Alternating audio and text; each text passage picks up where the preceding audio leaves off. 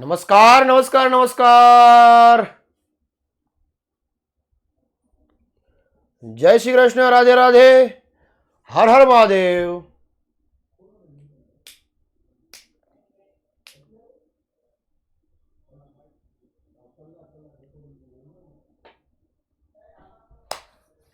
ચાલો આવી જાઓ આવી જાઓ આવી જાઓ મારા વાલા વિદ્યાર્થી મિત્રો, આવી જાઓ.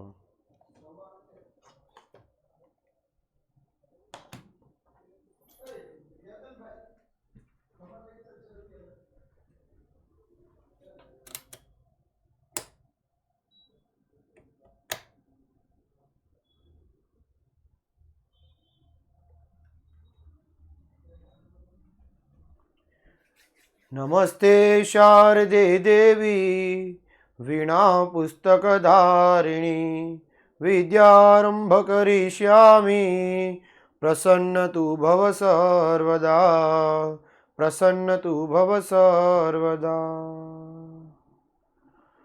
નમસ્કાર નમસ્કાર નમસ્કાર વિદ્યાર્થી મિત્રો, આવી ગયા બધા ફટાફટ લેક્ચરમાં. ચાલો ત્યારે આજે તો મોજ મસ્તી અને આનંદ સાથે, કારણ કે આજ તો આપણે દેશ આઝાદ થવાનો છે સાહેબ, આઝાદ થવાનો છે. અને આઝાદીની સાથે સાથે તમને આજે આજે આજે આજે મારે એક સરપ્રાઈઝ પણ આપવાની છે. તો જે વિદ્યાર્થી મિત્રો લેક્ચરમાં જોડાઈ રહેશે એમને સરપ્રાઈઝ મળશે. શું સરપ્રાઈઝ છે તો તમારે લેક્ચરમાં જ તમને મળશે. તમે ગમે એટલી વાર પૂછો નહીં કહો નહીં. બરાબર, ચાલો તો શરૂ કરીએ છીએ, વધુ સમય ન લેતા.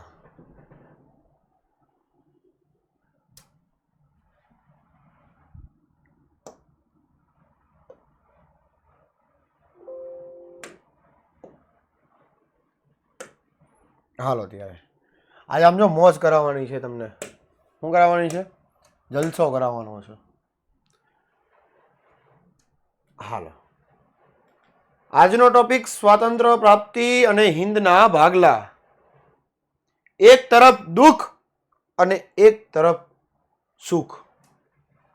એક તરફ दुख અને એક तरफ सुख. कुछ पाने के लिए कुछ खोना पड़ता है, कुछ पाने के लिए कुछ खोना પડતા है. એમ દેશ આઝાદી માટે કંઈક આપણે ગુમાવવું પડશે ને કંઈક આપણે મેળવવું પડશે. તો જોઈએ શું કહે છે. સ્વાતંત્ર્ય પ્રાપ્તિ અને હિંદના ભાગલા જોવાના છે, માઉન્ટ બેટન યોજના અને હિંદના ભાગલા. અને ત્યારબાદ સ્વાતંત્ર ભારત એટલે ભારત આઝાદ થઈ ગયું પછી પણ સમસ્યા, તો કે જી હા, દેશ આઝાદ થઈ ગયો થી માંડીને આજ દિન સુધી સમસ્યા છે. તો સમસ્યા તો આપણી પાસે રહેવાની જ છે. સમસ્યા તો આપણી પાસે રહેવાની જ છે. ઓલો અમારો હિન્દીનો કવિ એક કેમ કહે ને કે डर डर के नैया पार नहीं होती, डर डर के नैया पार नहीं होती और कोशिश करने वालों की कभी हार नहीं होती. તમને પાછળ કંઈક દેખાતું હશે, તમે થોડુંક ઓબ્ઝર્વ કર્યું હોય તો, કે કેસરી સફેદ અને લીલો જેમ દેશ આઝાદ થયો હતો ને તિરંગામાં લોકો આન બાન ને શાંતિ દેશની ઉજવણી કરતા, એમ આ પણ અહીંયા 3 મેં કલર મૂક્યા છે. આજે તમને હટકે ફટકે અને મજા આવવાની છે સાહેબ. આમ જો તમે, આમ જો જકાસ. આજની પીપીડી પણ જકાસ.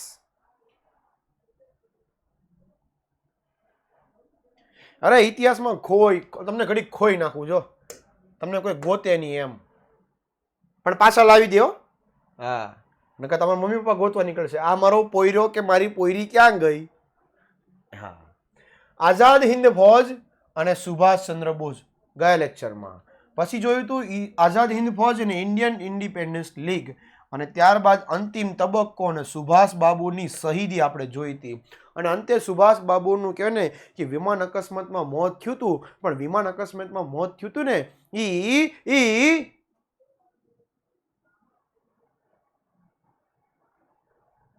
ઈ એક વણ ઉકેલું રહસ્ય છે એમ કીધું.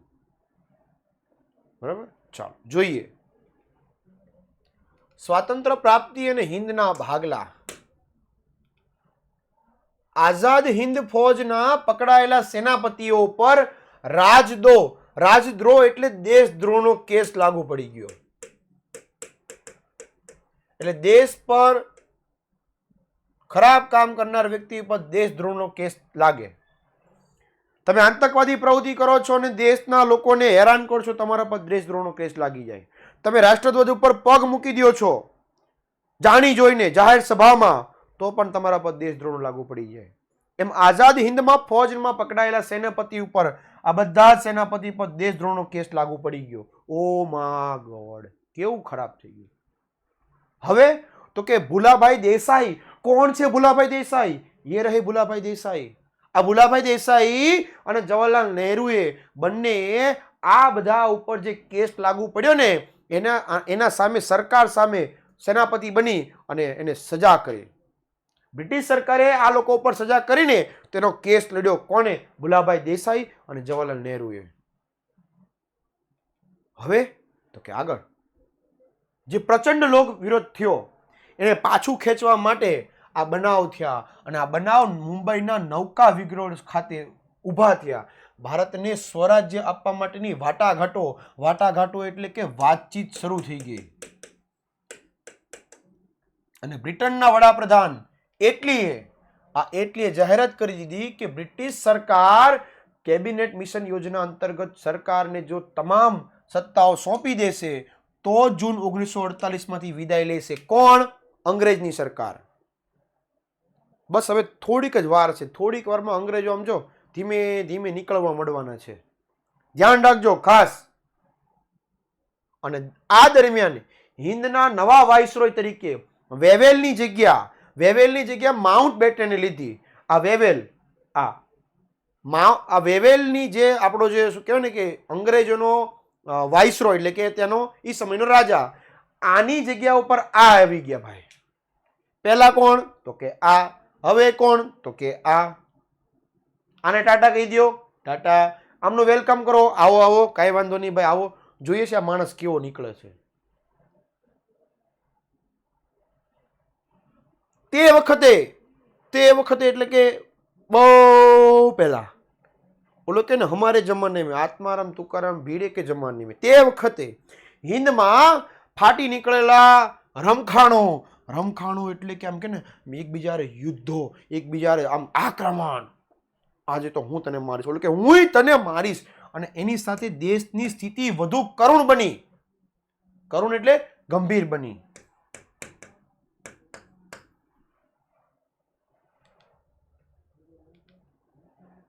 અને બંધારણ સભાની રચના મુજબ જુલાઈ 1946માં કુલ 210 માંથી 201 મુસ્લિમ લીગોને અને 78 માંથી 73 બેઠકો મળી ગઈ. સાથે સાથે પરિણામે પાકિસ્તાન માટે પ્રબળ માંગણી કરી, પણ સરકાર ઉપરથી દબાણ લાવવા માટે 16 ઓગસ્ટ 1946ના સીધા પગલા દિન તરીકે પાળવાનો આદેશ મળ્યો.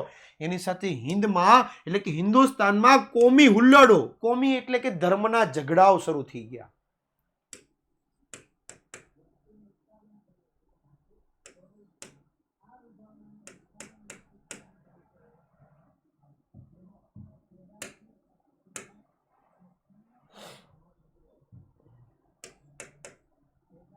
અને તોફાનો ફાટી નીકળ્યા. આ જોતા સરદાર પટેલ અને નહેરુ સહિતના કોંગ્રેસના નેતાને લાગ્યું કે જો પાકિસ્તાનની આપણે માગણી નહીં સ્વીકારીએ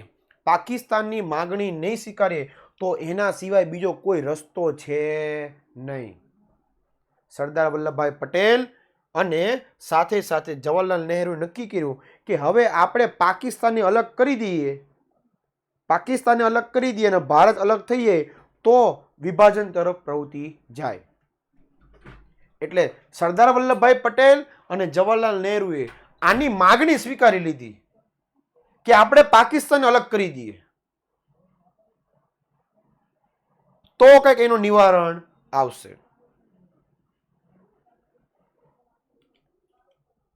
મુસ્લિમ લીગ અને જીન્હા એટલે મોહમ્મદ અલી જીના, પાકિસ્તાનના કોમવાદના પિતા કહેવાય. આપણે કેમ ભારતમાં ગાંધીજીને આપણે માનીએ કે ભાઈ આ આદર્શ વ્યક્તિ, એમ પાકિસ્તાનમાં મોહમ્મદ અલી જીનાને માને છે લોકો.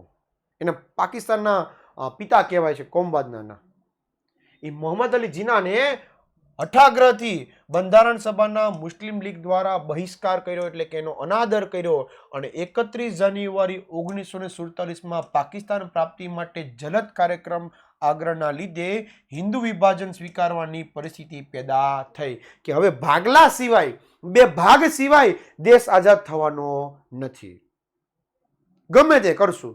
ક્રાંતિકારીઓ અથાગ પ્રયત્નો કર્યા. ક્રાંતિકારીઓએ ભગતસિંહ, સુખદેવ, રાજગુરુ, રામપ્રસાદ બિસ્મિલ્લા, અશફાકુલ્લા ખાન, મેડમ ભીખાજી કામા બધાએ એટલા પ્રયત્નો કર્યા, પણ છેલ્લે કોઈ પ્રકારે આઝાદી મળી નહીં. હવે તો કે આ સંજોગોમાં માઉન્ટ બેટનને નહેરુ, એટલે કે જવાહરલાલ નહેરુ, આપણા પ્રથમ વડાપ્રધાન, અને સરદાર વલ્લભભાઈ પટેલ, એટલે કે આપણા સરદાર પટેલ નાયબ વડાપ્રધાન, બંનેને સમજાવ્યું કે અનેક સ્વાયત્ત અને અનેક વિરોધી એકમો વાળી નિર્બળ અને કેન્દ્ર સરકાર કરતા કેન્દ્રને આધીન એવો વહીવટ એકમ સાથે જો સુદૃઢ કેન્દ્ર સરકાર ધરાવતું હોય તો હિન્દ વધારે શાંતિથી ભોગવી શકશે. જો આપણે અલગ થઈ જશું તો આપણે શાંતિથી દેશ ચલાવી શકશું. ઓલું કે ને, નાનું કુટુંબ સુખી કુટુંબ, એમ દેશમાં ભાગલા પડશે તો દેશ આઝાદ થશે, બાકી આઝાદ થવાનો નથી. નેતાઓએ આ દલીલ યોગ્ય લાગી. સુભાષચંદ્ર આજે મતલબ નેતામાં કોણ કોણ, તો કે નહેરુજી અને સરદારજી, આ બંનેને એમ લાગ્યું કે નહીં, આ વાત સાચી છે. એટલે એમને ગાંધીજી સાથે પરામર્શ કર્યો. પરામર્શ એટલે ચર્ચા વિચારણા કરી.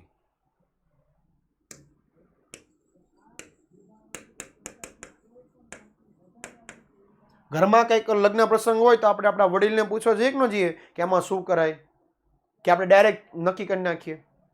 નહીં, દરેક વસ્તુમાં આપણે આપણા વડીલ પાસેથી સલાહ લેવા જઈએ કે આમાં શું કરાય. એમ સરદાર અને નહેરુ એ બંને ગાંધીજી સાથે ચર્ચા વિચારણા કરી.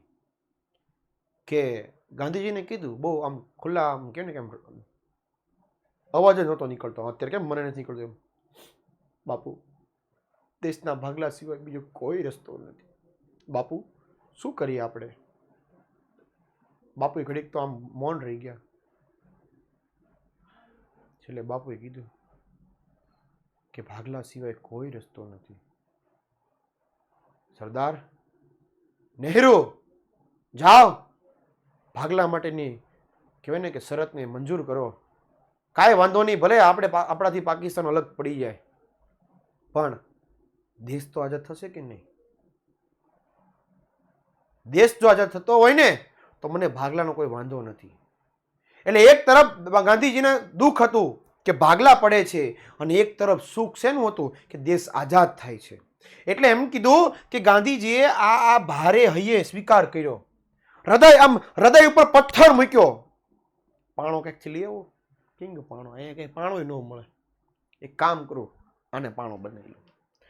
આ હૃદય ઉપર પથ્થર મૂક્યો, અને પથ્થર પર કેમ હૃદય પર પથ્થર મૂકે એમ ભારે હૈયે સ્વીકારી લીધું. એ કાંઈ વાંધો નહીં, જેવી મારા રામની ઈચ્છા. અને ભારે હૃદયથી આની માગણીને સ્વીકારી લીધી. સાથે સાથે કોને કોને, તો કે સરદાર, ગાંધીજી અને નહેરુ, આ ત્રણેય નક્કી કરી નાખે કાંઈ વાંધો નહીં, હવે તમે તારે જે થવું એ થાય, દેશ આઝાદ કરો. એ આ ફોટો કોને દેખાતું નથી, નામ નીચે સરદાર પટેલ, ગાંધીજી અને નહેરુ. ઠીક, આ ભાઈ છે મોહમ્મદ અલી જીન્હા.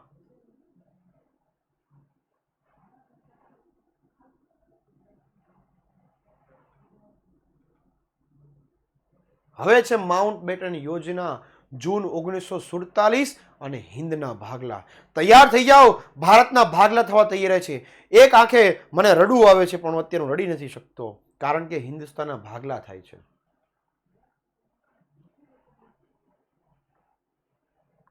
વાઇસરોય માઉન્ટ બેટને પોતાનું સ્થાન સંભાળી લીધું. માઉન્ટ બેટન અમને બતાવ્યું ને, વેવલની જગ્યાએ માઉન્ટ બેટન આવ્યા, એટલે અંગ્રેજ અધિકારીની વાત કરે છે. એને પોતાનું અંગ્રેજ અધિકારી તરીકે સત્તાનું સોપાન સોંપી દીધું 24 માર્ચ 1947ના રોજ. તેમના મતે હિન્દુસ્તાનના ભાગલા કરવા સિવાય બીજો કોઈ ઉપાય બાકી બચ્યો નહોતો, કોઈ રસ્તો જ નહોતો. ચેપ્ટર નંબર 3 જુઓ, ચેપ્ટર નંબર 4 જુઓ, ચેપ્ટર નંબર 5 પૂરું થવા આવ્યું છતાંય પણ ક્રાંતિકારીનો કોઈ રસ્તો ન મળે એમ આમાં તમે જો ક્યાંય કોઈ રસ્તો જ નથી. કેટલા ક્રાંતિકારીઓ શહીદ થયા સાહેબ, લાલા લજપત રાય, સુભાષચંદ્ર બોઝ, કેટલા વ્યક્તિઓ, છતાં પણ આઝાદી મળી નહીં. જ્યારે કઈ રસ્તો ન મળે ને તો છેલ્લે બાંધછોડ કરવી જ પડે. ઓલો કઈ કવિતા કઈ એમને નથી બની કે કુછ પાને કે લીએ કુછ ખોના પડતા હૈ, કુછ પાને કે લીએ કુછ ખોના પડતા હૈ. એમ કંઈક મેળવવા માટે કંઈક ગુમાવવું પડે. એમ સરદાર પટેલ જેવા કેટલાક વાસ્તવવાદી નેતાઓએ આ વાતને સ્વીકારી લીધી અને એનો આગ્રહ કર્યો. સરદાર પટેલે કીધું કે બીજો કોઈ રસ્તો નથી.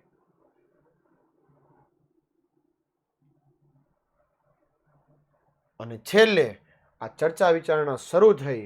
આ જો અહીંયા બેઠા છે જવાહરલાલ નહેરુ ને સરદારજી ને બધા, સરદાર પટેલ ને આ બધા. અને આમ આ સંજોગોની લાંબી ચર્ચા વિચારણા થઈ.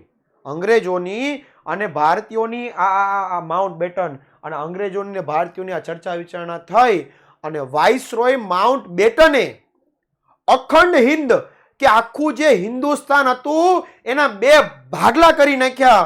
અને આખરી ભાગલામાં એવી યોજના સ્વીકારી, જે 2 ભાગ કર્યા ને, અખંડ ભારતના 2 ભાગ કર્યા, એને કહેવાય છે માઉન્ટ બેટન યોજના.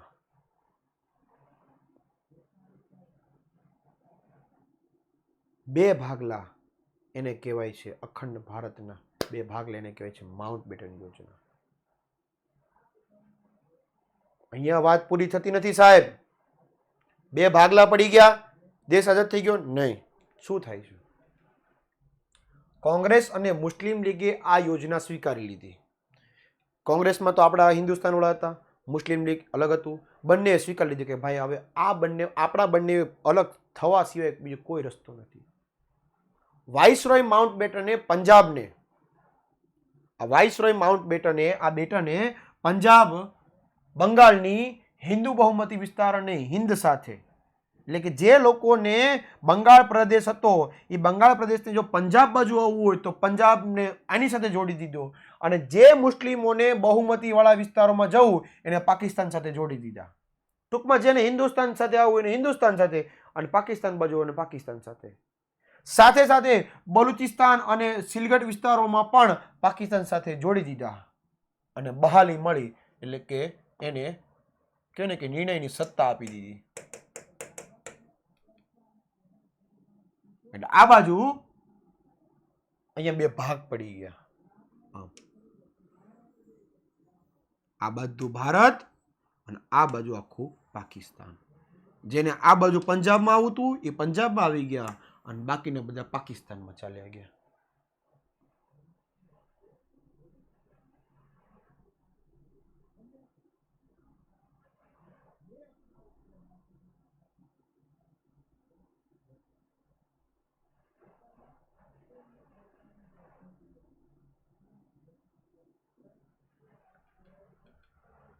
હિન્દ સ્વાતંત્ર્ય ધારો જુલાઈ 1947માં વાઇસરોય માઉન્ટ બેટનની યોજના અનુસાર બ્રિટિશ પાર્લામેન્ટે હિન્દ સ્વાતંત્ર્ય ધારો પસાર કર્યો જુલાઈ 1947ની અંદર.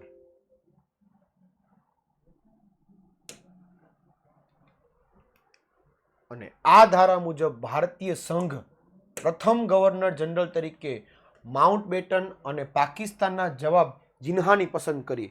એટલે ભારતનો વહીવટ કોણ સંભાળશે? તો કે માઉન્ટ બેટન. અને પાકિસ્તાનનો વહીવટ કોણ સંભાળશે? તો કે જિન્હા. આ બાજુનો વહીવટ તમારો, આ બાજુનો વહીવટ અમારો.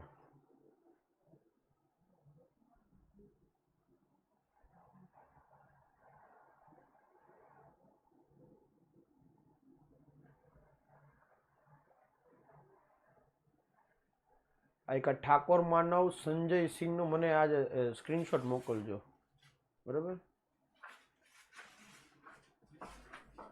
એટલે હું એના દાદા ગાંધીજીને બતાવું.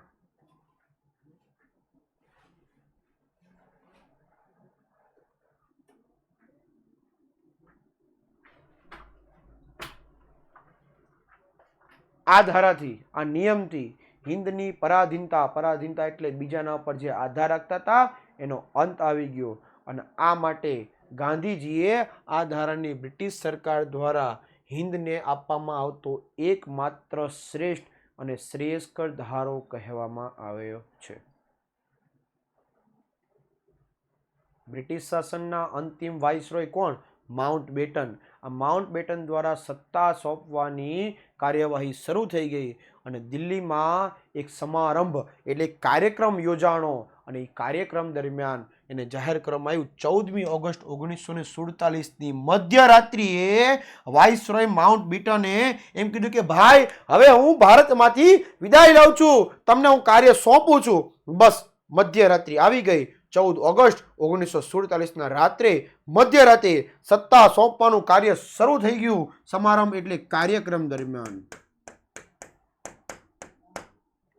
આ કાર્યક્રમ દરમિયાન એની સત્તા સોંપવાની કાર્ય શરૂ થઈ ગયું. સાથે સાથે ધ્વજ ઉપરથી ઇંગ્લેન્ડનો રાષ્ટ્રધ્વજ યુનિયન જેક એટલે આપણો આ જે ઇંગ્લેન્ડનો જે રાષ્ટ્રધ્વજ જે છે ઈ આમ કે ને કે તિરંગા પરથી નીચે ઉતરવા લાગ્યો અને ભારતનો તિરંગો રાષ્ટ્રીય ધ્વજ ફરકાવા લાગ્યો. બોલો ભારત માતા કી જય. ઇંગ્લેન્ડનો અહીંયા પરાજય થયો, અંગ્રેજોની હાર થઈ અને ભારતનો રાષ્ટ્રધ્વજ ઉપર આવવા લાગ્યો. સારે જહાં સે અચ્છા હિન્દુસ્તાન હમારા. અહીંયાથી ભારત દેશ આઝાદ થઈ ગયો. માત્ર આઝાદ થયો એટલું જ નહીં, પણ માઉન્ટ બેટનની આ ભારતની સ્વતંત્રતા આપતા દસ્તાવેજમાં પ્રથમ હિન્દી ગવર્નર જનરલ તરીકે નિયુક્ત થઈ શ્રી રાજગોપાલાચાર્યની.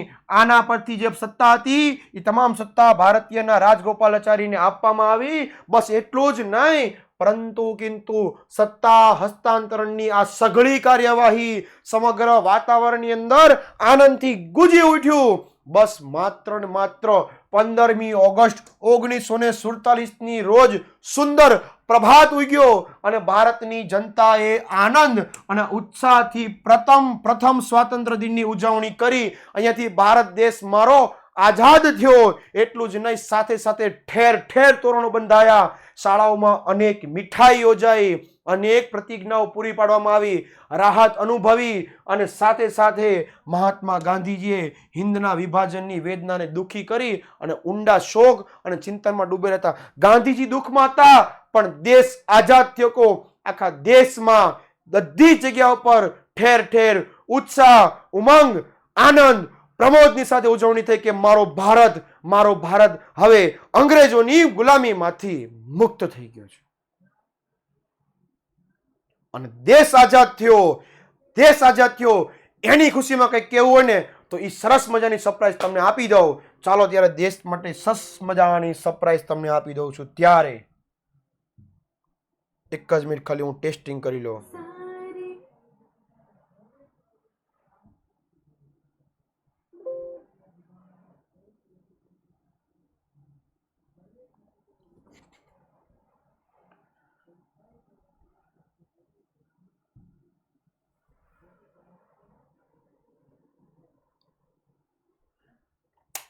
મસ્ત મજાનો તમારા માટે શોર્ટ્સ, એકદમ જોરદાર શોર્ટ્સ લઈને આવું છું. બસ શાંતિથી તમે એને નિહાળ્યા જ કરજો.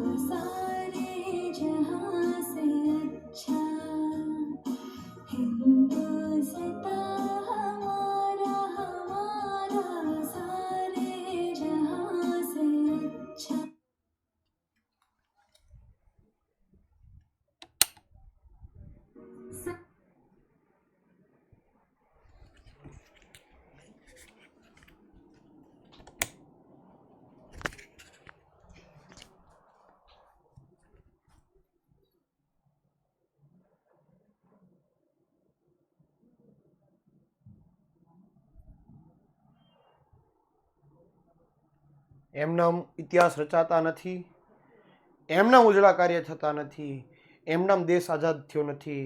આવા કેટલા ક્રાંતિકારીઓ પોતાનું શહાદત આપી સાહેબ, પોતાનો જીવ આપ્યો ને ત્યારે દેશ આઝાદ થયો છે. એમનો દેશ આઝાદ નથી થયો. આજે પણ ઘણા છોકરાઓ છે ને ક્યારેક પોતાના ચોપડીમાં છે ને ફોટાની ઉપર ચિત્રામણ કરતા હોય ને ત્યારે મને દુઃખ એ વાતનું થાય કે મારા દેશના ક્રાંતિકારીઓ દેશ માટે શહાદત આપી દીધી ને છોકરાઓ એના ફોટા ઉપર ચિત્ર દોરે. સાહેબ આ જિંદગી યાદ રાખજો કે આપણે આઝાદ થયા, આપણા હાથમાં ખાલી મુઠ્ઠી છે, આમાં છે ને હાથકડી હતી, એ હાથકડી જે છે ને એ છોડાવવા માટે આપણા ક્રાંતિકારીઓ અનેક પ્રકારની શહાદત આપી. એ શહાદતને યાદ કરજો એટલે ફોટા ઉપર ક્યારે ચિત્રામણ કરવાનું તમને મન નહીં થાય સાહેબ. દેશ આઝાદ થયો છે, દેશ આપણે સ્વતંત્ર થઈ ગયા છે, આપણે આઝાદ તો થઈ ગયા છે, પરંતુ હવે આ ક્રાંતિકારીઓ જે કર્યું એ તો આપણે નથી જ કરી શકવાના, પણ એનામાંથી કંઈક પ્રેરણા લઈ અને આપણા સમાજની અંદર આપણા રાષ્ટ્ર માટે, આપણા દેશ માટે કંઈક એવું કરીએ કે આખી જિંદગી આપણને કોઈક યાદ કરે. અગાઉ મેં કીધું એમ કે ચંદ્રશેખર, ભગતસિંહ, સુખદેવ અને રાજગુરુ ત્રણેયનો જ્યારે આપણે વાત આવી હતી ત્યારે મેં તમને કીધું કે જીવતા એમનામ બે જીવો ને તોય 90 વર્ષ નીકળી જાય, પણ ભગતસિંહ, સુખદેવ અને રાજગુરુ આવા લોકો સાથે તમે એનામાંથી પ્રેરણા મેળવો તો 25 વર્ષની ઉંમરે કે 35 વર્ષની ઉંમરે જ માણસ શહીદ થઈ જાય છે દેશ માટે. એના ઉજળા ઇતિહાસ હોય સાહેબ. અમારો કવિ એમ કહે કે खुद के लिए तो बहुत जिया, खुद के लिए तो बहुत जिया, कभी तो दूसरे के लिए जी कर तो देखो. સાહેબ બીજા માટે કંઈક કરીને આપો, બીજા માટે કંઈક મદદ કરો, રાષ્ટ્ર માટે મદદ કરો, સમાજ માટે મદદ કરો અને પોતાના મિત્રને મદદ કરો ને. એ ભાઈચારાની ભાવના હોય ને ત્યારે પણ એ ક્રાંતિકારી જેટલું જ કામ થયું ગણાય. આપણે ક્રાંતિકારી તો ન બની શકીએ તો આપણે આપણા મિત્રને, આપણા પરિવારને, આપણા સમાજને અને આપણા રાષ્ટ્રને આપણે ક્રાંતિકારી ન બની શકીએ તો આપણે આપણા મિત્રને, આપણા સમાજને, આપણે આપણા રાષ્ટ્રને અને આપણે આપણા કુટુંબને મદદ કરીને અને સાથે સાથે આપણામાં જે ભાવના હોય એને ઉદાર રાખીએ અને બીજા માટે કંઈક કરવાની ભાવના હોય ને એને ક્રાંતિકારીથી મોટું પગલું હું નથી ગણતો સાહેબ.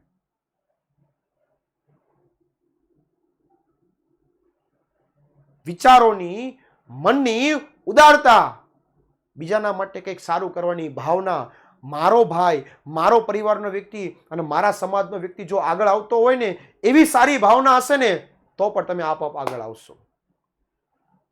બીજાના પગ ખેંચવાનું બંધ કરીએ, બીજાની મદદ કરવાનું શરૂ કરીએ, પોતે આગળ આવીએ, બીજાને પણ આગળ આવીએ ને તો આપોઆપ આપણામાં વિકાસ થશે અને આપોઆપ આગળ જશે.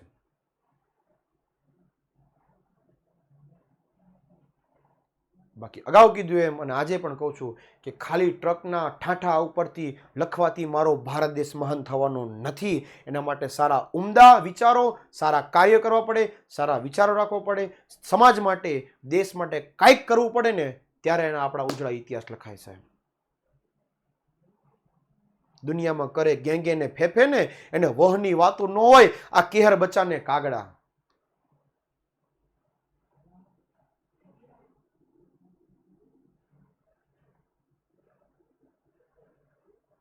દેશ આઝાદ થયો છે, દેશમાં હર્ષની ઉજવણી થઈ છે.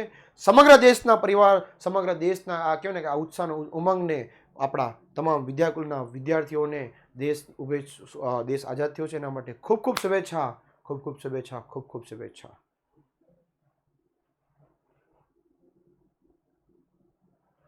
એક આપણે કહે ને કે એક મક્કમતાથી નિર્ણય લઈએ, એક નક્કમતાથી નિર્ણય લઈએ કે મારાથી થતું એટલું હું સારું કામ કરીશ, મારાથી થતું એટલું સારું કામ કરીશ અને હું મારા પરિવારને, મારા સમાજને અને મારા રાષ્ટ્રને મદદ થાય ને એવી ભાવનાથી હું જીવન જીવીશ. બસ આટલું પ્રાણ લેશો ને તો પણ તમારું જીવન ધન્ય છે. બહુ મોટી કોઈ અલગથી દાનની કે કદાચ કંઈ ન કરી શકે ને તો કાંઈ વાંધો નહીં. જ્યારે હું મોટો બનીશ, આ મારા 9મા ધોરણના વિદ્યાર્થીઓને હું આહવાન કરું છું કે જ્યારે સમાજને, જ્યારે જ્યારે રાષ્ટ્રને, જ્યારે દરેક વ્યક્તિને જ્યારે મદદની જરૂર હશે ને ત્યારે હું મારો ખભોથી ખભો મિલાવીને હું કામ કરીશ ને, એવી ખાલી સારી વિચારો રાખશે ને તોય દેશ આપોઆપ આગળ આવશે. બાકી અપના કામ બનતા ભાડ મેં જાય જનતા, આવા વિચારો હશે ને તો તમે આગળ નહીં આવી શકો અને રાષ્ટ્ર પણ આગળ નહીં આવી શકે. બરાબર, આગળ જઈએ. દેશ આઝાદ થઈ ગયો, ખુશી મનાવીએ. નંદ ઘેરા નંદ ભયો, જય કનૈયા લાલ કી. એમ દેશ આઝાદ થયો છે, સાથે સાથે પણ એની સાથે અનેક સમસ્યા ઊભી થઈ. દેશ આઝાદ થઈ ગયો બસ વાત થઈ ગઈ પૂરી?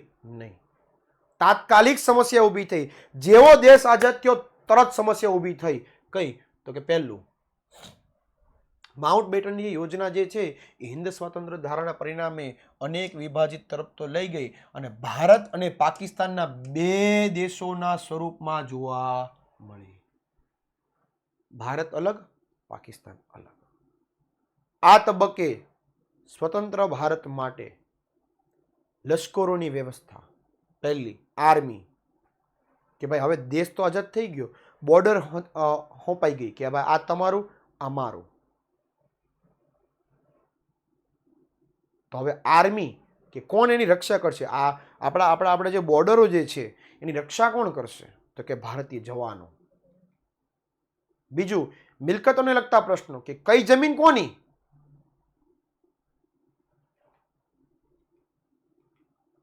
પછીથી આ લેણા અને દેવાના હિસાબો કે દેશ ઉપર કેટલું લેણું છે અને કેટલું દેવું છે, આપવાના કેટલા ને લેવાના કેટલા પૈસા. નિરાશ્રિતોની સમસ્યા કે જેનો કોઈ આધાર નથી, જે લોકો પાકિસ્તાનમાંથી આ બાજુ ભારત તરફ આવી ગયા છે અને જેને ભારતમાં રહેવું હતું એ લોકોને ક્યાં રાખવા? એ લોકોને કઈ જમીન આપવી? જાહેર સેવાના અધિકારીઓ એટલે કે સરકારી ગવર્મેન્ટ એમ્પ્લોય કર્મચારી કોણ, એની નિમણૂક કેમ કરવી? અને વહીવટી તંત્રની વ્યવસ્થા કે કોણ શું સંભાળશે? કેન્દ્ર, રાજ્ય, વહીવટ, કોને તાલુકો કરવો, કોને જિલ્લો કરવો, આ બધું કોણ સંભાળશે? અને છેલ્લે ભારતની પશ્ચિમ અને ભારતની પાકિસ્તાનની પશ્ચિમે આવેલા બે પ્રદેશો, એ બે પ્રદેશોની જે સરહદો છે એ આંતરરાષ્ટ્રીય એટલે કે બોર્ડરની સુરક્ષા કોણ કરશે? આવી સમસ્યા ઊભી થઈ.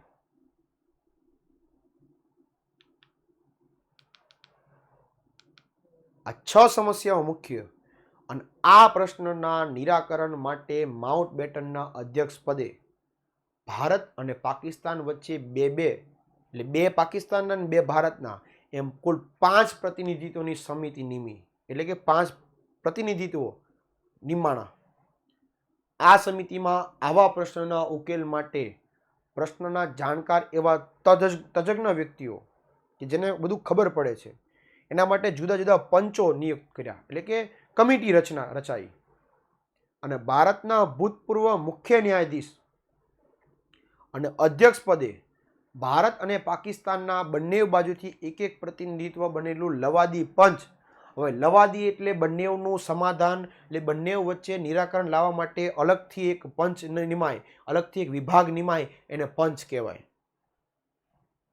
એ પંચ નિમાણું અને આ ચુકાદા આપવા માટે તેને આખરી માનવાનું બંને રાષ્ટ્રોએ સ્વીકાર્યું કે ભાઈ બંને વચ્ચે જે પણ આ બોર્ડરના જે સમસ્યાઓ જે છે તેનું નિવારણ કોણ કરશે? તો કે અદાલત, આંતરરાષ્ટ્રીય અદાલત જેને કહેવાય. આપણે ત્રીજા ચેપ્ટરમાં આવી ગયું. એ આંતરરાષ્ટ્રીય અદાલત જે છે એનું નિરાકરણ કરશે. શું નિરાકરણ કરે છે? શું થશે? જોઈએ.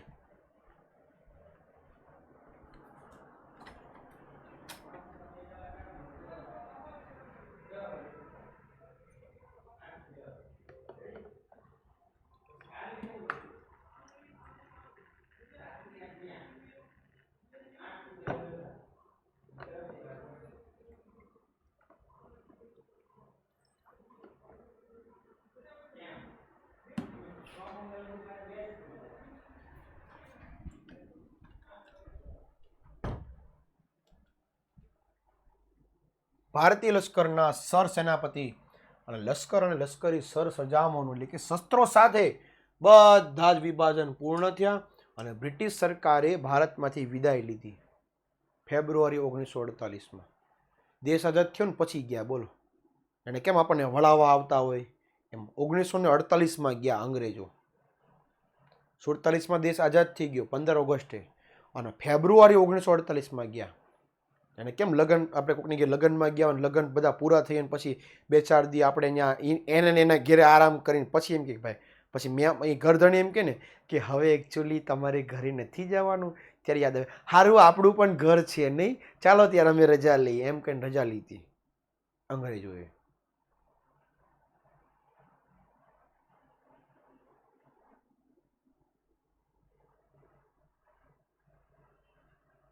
છ મહિને રજા લીધી એમ. 6 મહિના સુધી આરામ કર્યો ભારતમાં. આને બીજું કામ જ નહીં હોય. લશ્કર એટલે કે આર્મી, ન્યાયિક એટલે કે ન્યાયતંત્ર અને વહીવટી, આ બધાની સેવાઓ આપનાર અધિકારીએ ભારત અને પાકિસ્તાનના વિકલ્પ સ્વીકારવાની તથા એના સંબંધી પગાર, ભથ્થા, નોકરી અને સલામતીની ખાતરી સોંપાઈ. અંગ્રેજે કીધું કે ભાઈ હવેથી આ બધું જ કાર્ય, આ બધું જ જે કહેવાય ને કે એનો વહીવટ, એ બધું તમારા હાથમાં, અમે જઈએ છીએ. ભારતીય કીધું ભાઈ તમે નીકળો અહીંથી, પહેલા બધું અમે સંભાળી લેવું, અમને બધું આવડે છે, તમે અહીંથી પેલા પોસા પગે નીકળી જાઓ અહીંથી, બધું અમને આવડે જ છે, તમે અહીંથી ખાલી જાઓ. બોલો કેમ ગુજરાતીમાં કહેવત છે, દેવ જ્ઞાન પૂજવા મીઠા. અમુક મહેમાને ગુંદરિયા હોય.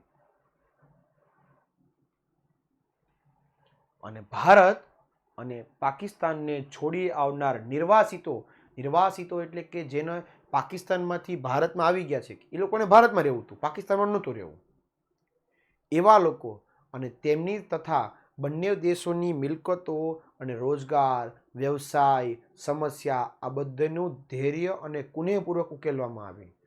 બધું વિચારીને નિર્ણય લીધા, આડેધડ નિર્ણય ન લેવાના આવે.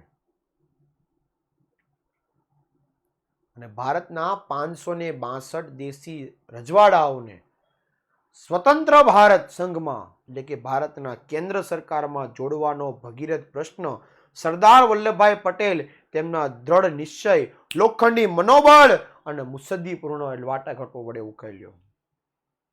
કે ભાઈ હવે આપણે આખું ભારત એક કરવું પડશે. 562 જેટલા દેશી રજવાડાઓ એક કરવા પડશે.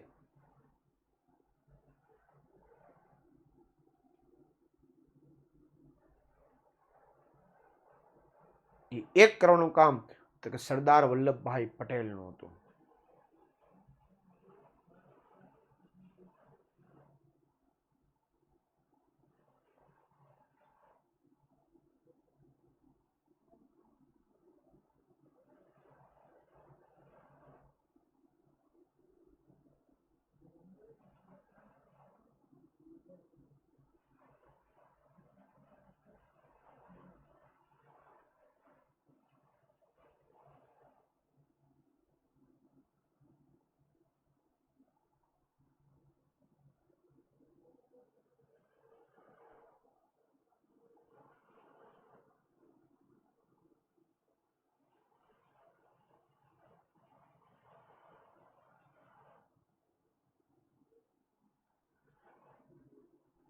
વોઇસ ઓકે જ છે, હું જોઉં છું કોણ હું કોમેન્ટ કરે છે ક્યારના.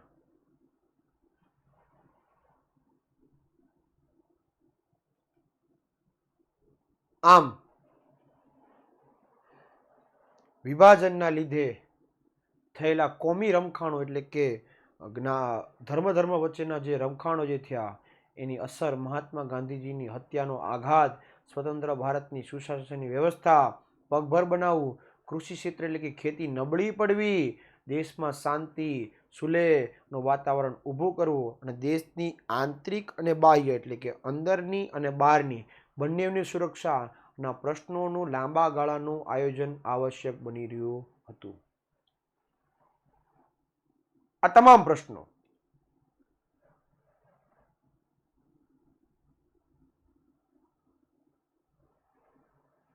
વોઇસ મારો એકદમ ક્લિયર છે.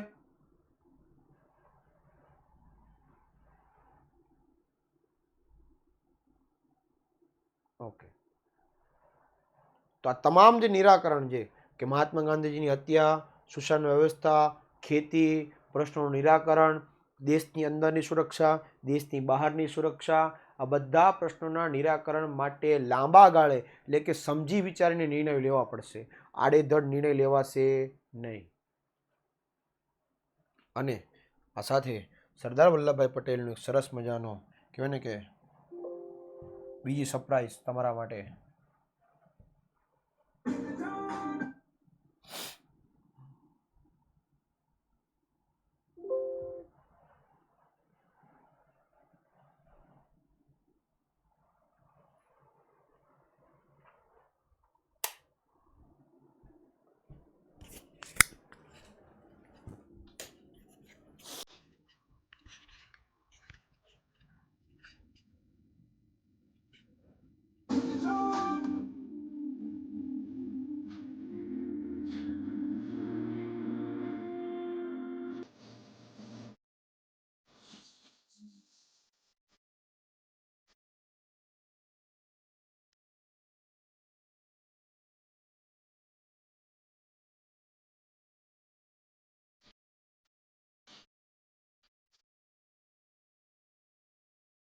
આ આપણા લોખંડી મહાપુરુષ એટલે કે સરદાર વલ્લભભાઈ પટેલ એમની આ કહેવાય ને કે 562 દેશી રજવાડાઓને એક કરવાની નીતિ, જેના કારણે સમગ્ર દેશ આજે એમને યાદ કરે છે. તો આ સરસ મજાની 2 સરપ્રાઈઝ સાથે આપણો દેશ આઝાદ થયો અને અહીંયા આપણો ચેપ્ટર થાય છે પૂર્ણ. તો આવનાર લેક્ચરમાં નવા ચેપ્ટર સાથે મળતા રહીશું. જે કોઈ પ્રશ્ન ક્વેરી હોય એ પૂછી લેજો. લેક્ચર તમને કેવો લાગ્યો?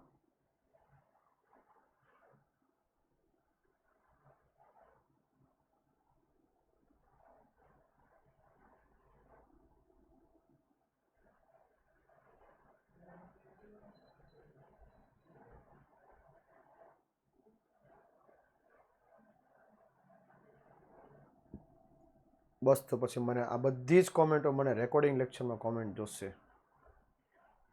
તમારા શબ્દો શું છે એ શબ્દો મારે કહેવાય ને કે જાણવા છે કે શું તમે કહો છો, શું વર્ણન છે.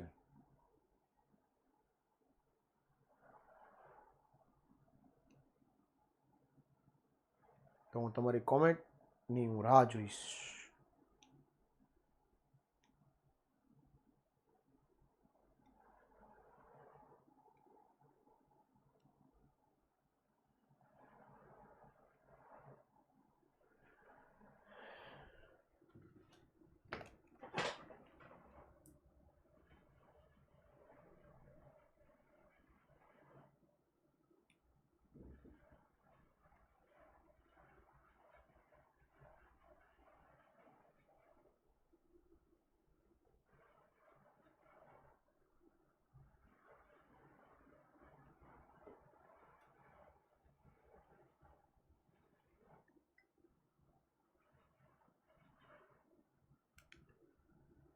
ચલો તો મળીએ છીએ નેક્સ્ટ લેક્ચરમાં. ત્યાં સુધી રજા લો. By, take care. જય હિન્દ, જય ભારત, ભારત માતા કી જય, વંદે માતરમ, જય જય કરી ગુજરાત.